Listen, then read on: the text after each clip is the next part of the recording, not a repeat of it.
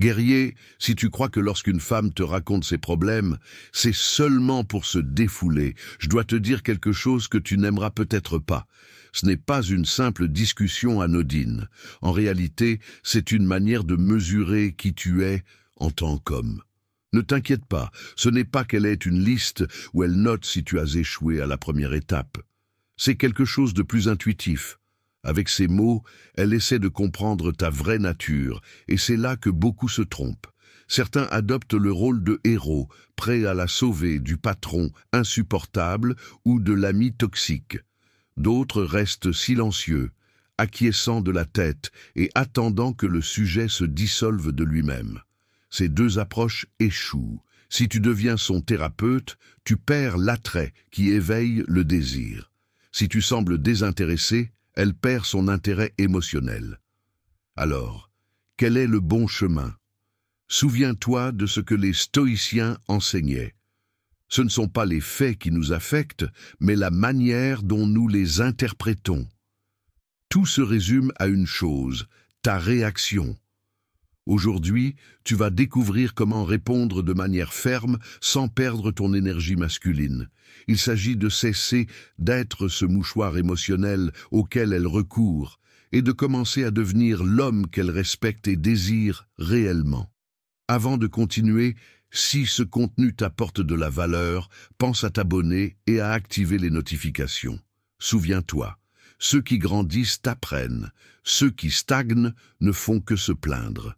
Clé numéro 1. Lorsqu'une femme te parle de ses problèmes, ce n'est pas un hasard. Elle ne le fait pas parce que tu as un talent incroyable pour écouter, ni parce que tu es l'élu. Même si ce n'est pas conscient, c'est une manière de t'évaluer. Son instinct scanne qui tu es réellement. C'est là que beaucoup d'hommes trébuchent et se divisent en deux camps. 1. Il y a le thérapeute gratuit qui lance des solutions sans arrêt. Tu devrais faire ceci, tu dois faire cela. 2. Et il y a le mur de pierre qui réagit à peine, acquiesçant en silence, comme si écouter était suffisant. Ces deux postures échouent. Si tu deviens son thérapeute, tu seras son mouchoir émotionnel, pas son partenaire désiré. Si tu te déconnectes émotionnellement, elle sentira qu'il n'y a pas de lien réel et perdra son intérêt. Alors, que faire? Les stoïciens disaient que le calme est une forme de pouvoir. Ta meilleure stratégie est de rester serein, mais non distant. Quand elle te partage ses problèmes, au lieu d'en assumer le poids ou de les ignorer, réponds quelque chose comme « Oh là là, ça a l'air compliqué, mais je suis sûr que tu sauras comment gérer ça. Je suis certain que tu peux y arriver. » Avec cette simple phrase, tu réussis deux choses. 1. Tu lui montres que tu l'écoutes vraiment. 2. Tu lui rends la responsabilité sans absorber son chaos.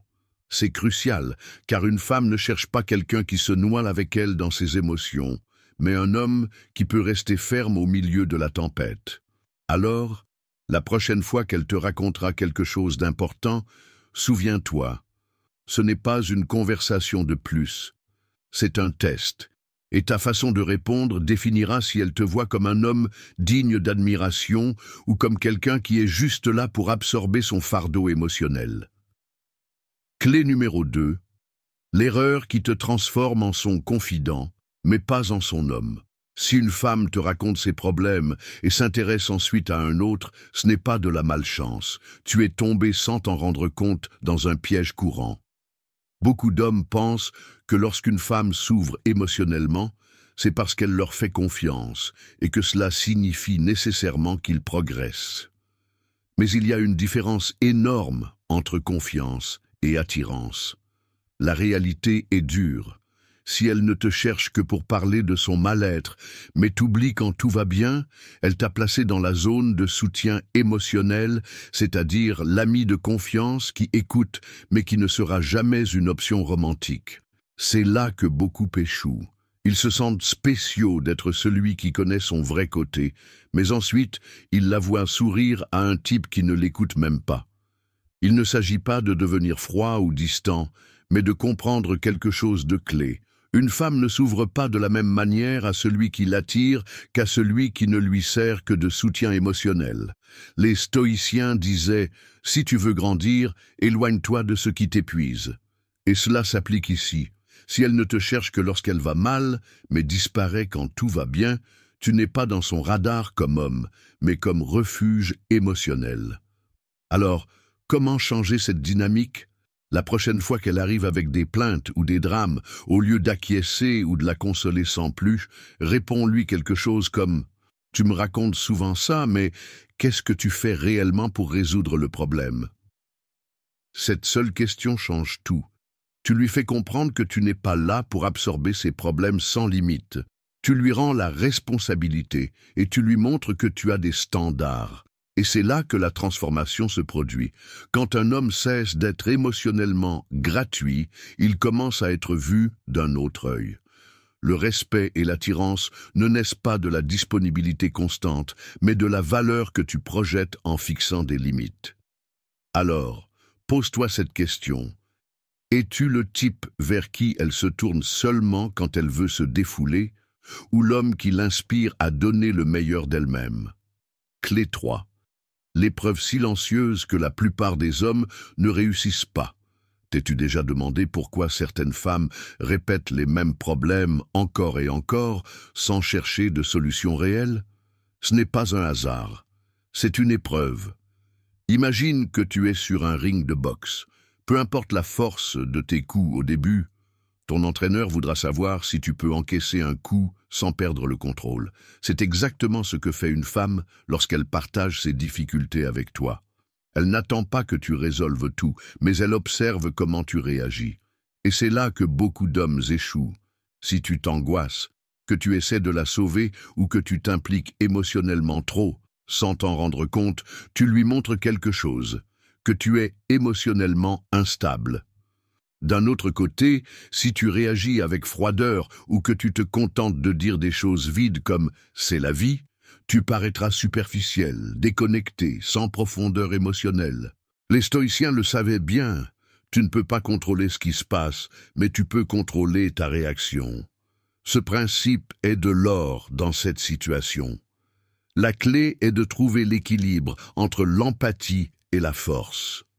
La prochaine fois qu'elle te parlera de ses problèmes, regarde-la calmement et dis-lui « Oh là là, ça a l'air compliqué, mais dis-moi, qu'est-ce que tu comptes faire à ce sujet ?» Avec cette simple phrase, tu réussis 3 choses. 1. Tu lui fais sentir qu'elle a été écoutée. 2. Tu lui rends le contrôle de sa situation. 3e. Tu lui démontres que tu ne te déstabilises pas et ne te noies pas dans son drame. Et voici quelque chose d'important. Certaines femmes, consciemment ou inconsciemment, continueront à te tester. Elles te raconteront d'autres choses. Elles s'attendront à ce que tu craques, que tu perdes ton calme. Mais un homme véritable ne se laisse pas emporter par le courant émotionnel d'autrui. Au moment où elle perçoit qu'elle peut te manipuler émotionnellement, elle commence à perdre le respect. Et sans respect, il n'y a pas d'attirance réelle. Alors, grave-toi ceci. Lorsqu'une femme te parle de ses problèmes, elle ne cherche pas de solution magique. Elle cherche des signes de stabilité ou de faiblesse. Ta réponse définit si tu es un homme avec maîtrise de soi ou simplement un autre que l'on peut manipuler à sa guise. Clé 4. L'erreur de réagir de manière immature. Pourquoi certains hommes perdent-ils l'attention d'une femme juste après avoir montré qu'ils se soucient d'elle? Parce qu'au lieu de transmettre de la sécurité, ils agissent comme un enfant à qui on a retiré son jouet. Pense à un capitaine face à une tempête. S'il panique, crie ou se paralyse, l'équipage perdra foi en lui.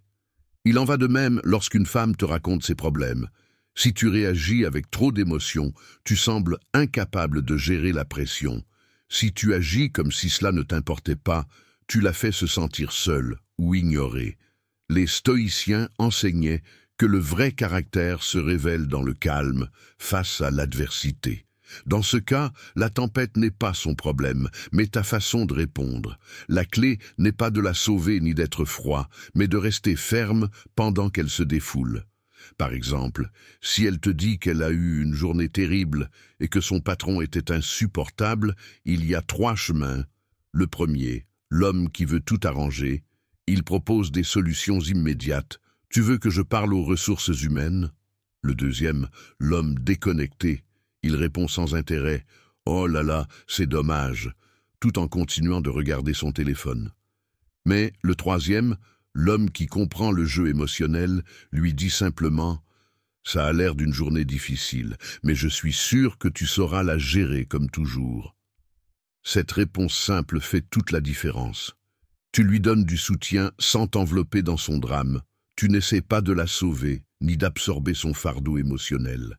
Et voici le plus curieux. Certaines femmes mettront cette sérénité à l'épreuve, essayant de voir si tu peux vraiment rester ferme. C'est précisément à ce moment que beaucoup échouent. Ils se frustrent, tout s'énerve, mais l'homme qui domine la situation maintient son énergie stable. Car l'attirance ne se base pas sur ce que tu dis, mais sur la façon dont tu maintiens ta présence lorsque les émotions s'agitent. Clé 5. Ne te laisse pas emporter par sa tempête émotionnelle. Pourquoi certains hommes finissent-ils émotionnellement épuisés après avoir parlé à une femme? Parce que, sans s'en rendre compte, ils se laissent envelopper par son drame. Comme un touriste naïf qui s'arrête pour parler à chaque vendeur insistant sur un marché, si tu t'arrêtes à chaque stand, tu perds le contrôle. Mais si tu marches calmement et sans t'engager, tu maintiens le leadership de la situation. Il en va de même lorsqu'une femme te partage ses problèmes. Si tu t'impliques trop, tu deviens son thérapeute personnel. Si tu te déconnectes complètement, elle sent que tu ne t'en soucies pas. Les stoïciens enseignaient que ce n'est pas le vent qui décide de ton destin, mais la façon dont tu ajustes tes voiles. Dans ce contexte, ajuster les voiles signifie gérer la conversation avec équilibre, sans laisser sa charge émotionnelle te submerger. La prochaine fois qu'elle te dira des choses comme « Je suis épuisé, mon ami m'a trahi, mon patron est un idiot, tout est un chaos », tu as plusieurs façons de répondre. Premièrement, l'homme qui déborde émotionnellement dit « C'est terrible, je ne sais pas comment tu supportes tant de choses » et il finit par absorber toute sa négativité. Deuxièmement, l'homme indifférent répond « Oh là là, c'est dommage », signifiant clairement qu'il n'est pas vraiment présent. Troisièmement, mais l'homme qui comprend la dynamique émotionnelle dit simplement « Et qu'est-ce que tu comptes faire à ce sujet ?» Avec cette phrase, tu changes l'énergie. Tu n'es plus un simple récepteur de plaintes, tu l'invites à prendre les rênes de sa situation. Ainsi, tu évites d'être englouti par son drame. Tu maintiens ton centre et le plus important, tu projettes respect et fermeté. Il ne s'agit pas d'être froid ni de lui résoudre la vie. Il s'agit de maintenir ton pouvoir sans cesser d'être empathique. Clé 6. La différence entre un homme qui dirige et un homme qui se soumet.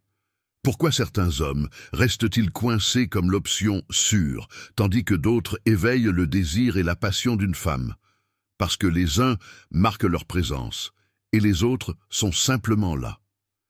Pense à la différence entre un restaurant de fast-food et un restaurant de haute cuisine. Dans le premier, tu entres, tu manges et tu repars sans trop y penser. Dans le second, tu te prépares à l'expérience, tu apprécies les détails et tu te souviens de chaque instant. Cette même logique s'applique aux relations. Lorsqu'une femme te parle de ses problèmes, elle ne veut pas seulement se défouler. Elle observe aussi comment tu réagis. Si tu es toujours disponible, compréhensif et prêt à faire plaisir, tu deviens de la restauration rapide émotionnelle. L'homme soumis dit « Ne t'inquiète pas, tout ira bien. Je suis là pour ce dont tu as besoin. » L'homme qui dirige répond « Je comprends, mais tu sais comment gérer ça. Qu'est-ce que tu comptes faire ?» L'un est prévisible et facile à remplacer, l'autre est un défi. Comme disaient les stoïciens, ce qui ne te défie pas ne te transforme pas. Dans le jeu de l'attirance, cela signifie que sans un certain degré de tension et de mystère, il n'y a pas de profondeur. L'erreur de beaucoup d'hommes est de vouloir être le gentil. Toujours disponible, toujours attentif, toujours prêt. Mais cette stratégie tue le désir. La constante disponibilité élimine la valeur perçue. Regarde les hommes qui laissent vraiment leur empreinte. Ils n'attendent pas le message d'elle avec anxiété. Ils restent concentrés sur leurs objectifs, ont des priorités claires et n'ont pas besoin d'approbation pour se sentir en sécurité. Et lorsqu'une femme remarque qu'elle ne peut pas te contrôler émotionnellement, elle commence à te voir comme quelqu'un de précieux, pas comme quelqu'un de remplaçable.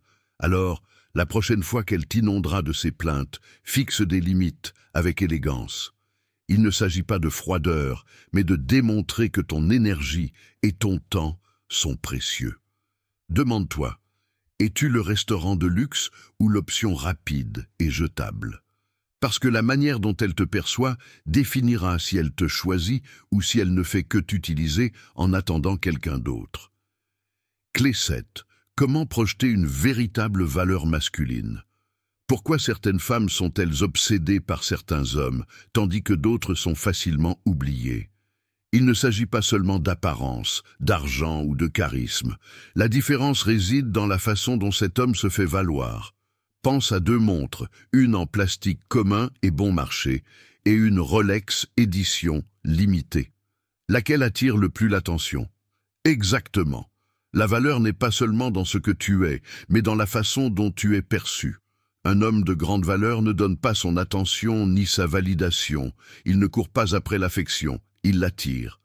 Et lorsqu'une femme met à l'épreuve sa stabilité émotionnelle avec des plaintes ou du drame, il ne se désarme pas et n'essaie pas de la sauver. L'homme insécure se hâte de consoler, donnant son énergie sans qu'elle l'ait méritée. L'homme de valeur, en revanche, écoute, puis lui rend la responsabilité. Et toi, qu'est-ce que tu comptes faire pour changer ça?